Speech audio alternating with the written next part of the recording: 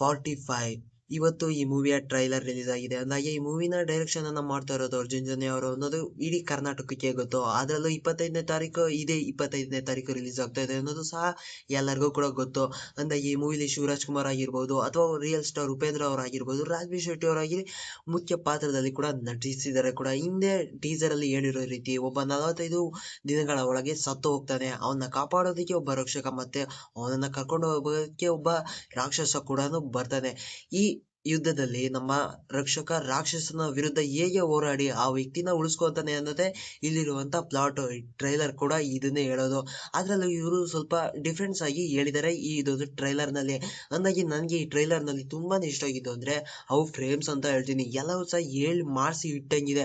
ಎಲ್ಲವೂ ಸಹ ತುಂಬಾನೇ ನೀಟಾಗಿ ಕೂಡ ಬಂದಿದ್ದಾವೆ. ಅರ್ಜುನ್ ಜನ್ಯ ಅವರು ಫಸ್ಟ್ ಟೈಮ್ ಡೈರೆಕ್ಷನ್ ಅನ್ನ ಮಾಡ್ತಾ ಇದ್ರು ಕೂಡ ಎಲ್ಲೂ ಸಹ ಹೊರ್ತ ಅನ್ನೋದು ಬಿದ್ದಿಲ್ಲ. VFX ಕೂಡ ತುಂಬಾ ಅಂದ್ರೆ ತುಂಬಾನೇ ನೀಟಾಗಿನೇ ಮಾಡಿ ಕೊಟ್ಟಿದ್ದಾರೆ. ತುಂಬಾನೇ ಚೆನ್ನಾಗೂ ಇದಾವೆ ಕೂಡ.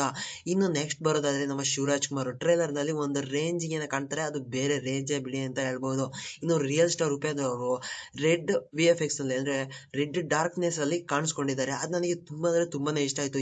ಹಿಂದಿನಿಂದನೂ ಅದೊಂದು ಶೇಡ್ ಮಾತ್ರ ನನಗೆ ತುಂಬಾನೇ ಇಷ್ಟ ಆಯ್ತು. ಅಂದಾಗೆ ಕೆಲವೊಂದು ಕ್ಯಾರೆಕ್ಟರ್ಸ್ ಇಲ್ಲಿ ಇಂಟ್ರೊಡ್ಯೂಸ್ ಅನ್ನ ಮಾಡಿದ್ದಾರೆ. ಅಂದಾಗೆ ತಮಿಳಿನ ಮೊಟ್ಟೆ ರಾಜನ್ ಆಗಿರ್ಬೋದು ಮತ್ತೆ ಪ್ರಮೋದ್ ಶೆಟ್ಟಿ ಆಗಿರ್ಬೋದು, ಇವ್ರನ್ನೆಲ್ಲಾನು ಸಹ ಈ ಟ್ರೈಲರ್ ನಲ್ಲಿ ಬಿಟ್ಟು ಕೊಟ್ಟಿದ್ದಾರೆ ಕೂಡ. ಹಿಂಗೇನೆ ಈ ಟ್ರೈಲರ್ ನಲ್ಲಿ ಇನ್ನೊಂದು ವಿಷಯ ಕೂಡ ಇದೆ. ಅದೇನಪ್ಪಾ ಅಂದ್ರೆ ಇವರೊಂದು ಗನ್ ಅನ್ನ ರೆಡಿಯನ್ನ ಮಾಡ್ತಾ ಇರ್ತಾರೆ. ಆ ಗನ್ VFX ನನಗೆ ತುಂಬಾ ಅಂದ್ರೆ ತುಂಬಾನೇ ಇಷ್ಟ ಆಯ್ತು ಅಂತ ಹೇಳ್ತೀನಿ.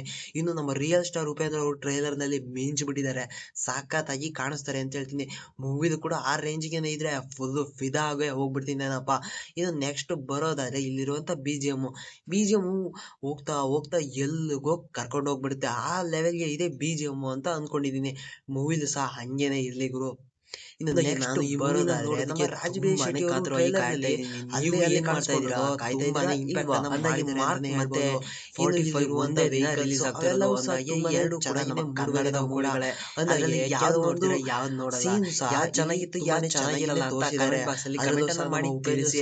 ಟ್ರೈಲರ್ ಕೂಡ ಯಾವ್ದು ಚೆನ್ನಾಗಿತ್ತು ಯಾವ್ದು ಚೆನ್ನಾಗಿಲ್ಲ ಅಂತ ಕಮೆಂಟ್ ಬಾಕ್ಸ್ ಅಲ್ಲಿ ಮಾಡಿ. ಇನ್ನು ಆಮೇಲೆ ಗಾಡಿಯನ್ನು ನೆಕ್ಸ್ಟ್ ವಿಡಿಯೋದಲ್ಲಿ ಅಂದ್ರೆ ರೋಡ್ ಸೈಡ್ ಅಲ್ಲಿ ಗಾಡಿಯಲ್ಲಿ ನಿಲ್ಲಿಸಿದ್ರೆ ಇದೇ ಪರಿಸ್ಥಿತಿ ಆಗೋದು ಯಾರಿಗೆ ಆದ್ರೂನು ಅಂತ ಹೇಳಿರೋ ಡೈಲಾಗ್ ಮಾತ್ರ ನನಗೆ ಕಿಕ್ ಅನ್ನ ಕೊಡ್ತು ಅಂತ ಹೇಳ್ಬೋದು. ಇನ್ನು ನೆಕ್ಸ್ಟ್ ಬರೋದಾದ್ರೆ ಇಲ್ಲಿ ಕುಳ್ಳ ಒಬ್ಬ ಕಾಣಿಸ್ಕೊಂಡಿದ್ದಾನೆ. ಅಂದಾಗೆ ಒಂದು ವಿಕ್ರಮ್ ಮೂವಿಲಿ ಕೊನೆಯಲ್ಲಿ ಕಾಣಿಸ್ಕೊಂಡಿದ್ದ ಆ ಕುಳ್ಳ ಇಲ್ಲೂ ಕೂಡ ಇದ್ದಾನೆ. ಅಂದಾಗೆ ಈ ಮೂವಿಗೂ ಅವನಿಗೂ ಏನೋ ಸಂಬಂಧ ಇದೆ ಅನ್ನಂಗೆ ಆಗೋಯ್ತು. ಇನ್ನು ನೆಕ್ಸ್ಟ್ ಪ್ರಮೋದ್ ಶೆಟ್ಟಿ ಅವರು ಬರೀ ಕಣ್ಣಲ್ಲೇನೆ ಆಕ್ಟಿಂಗ್ ಮಾಡಿದ್ದಾರೆ. ಅವ್ರ ಡೈಲಾಗ್ ಏನು ಸಹ ಇಲ್ಲಕ್ಕೆ ಇಲ್ಲ. ಇನ್ನು ಕೆಲವೊಂದು ಕ್ಯಾರೆಕ್ಟರ್ಸ್ ನ ಇಂಟ್ರೊಡ್ಯೂಸ್ ಅನ್ನ ಮಾಡಿದ್ದಾರೆ, ಬಟ್ ಆ ಟ್ರೈಲರ್ ನಲ್ಲಿ ಅಷ್ಟು ಇಂಪ್ಯಾಕ್ಟ್ ಏನು ಆಗಿಲ್ಲ ಕೂಡ ಅವ್ರದ್ದು. ಇನ್ನು ನೆಕ್ಸ್ಟ್ ಹೇಳೋದಾದ್ರೆ ಇನ್ನು ಟ್ರೈಲರ್ ನಲ್ಲಿ ಏನನ್ನು ಸಹ ಅಷ್ಟಾಗಿ ಇವರು ಬಿಟ್ಟು ಕೊಡೋಕೆ ಪ್ರಯತ್ನವನ್ನ ಮಾಡಿಲ್ಲ. ಸ್ವಲ್ಪ ಮಟ್ಟಿಗೆ ಬಿಟ್ಟು ಕೊಟ್ಟಿದ್ದಾರೆ ಅಂತ ಹೇಳ್ತಾ ಇದ್ದೀನಿ. ಇನ್ನು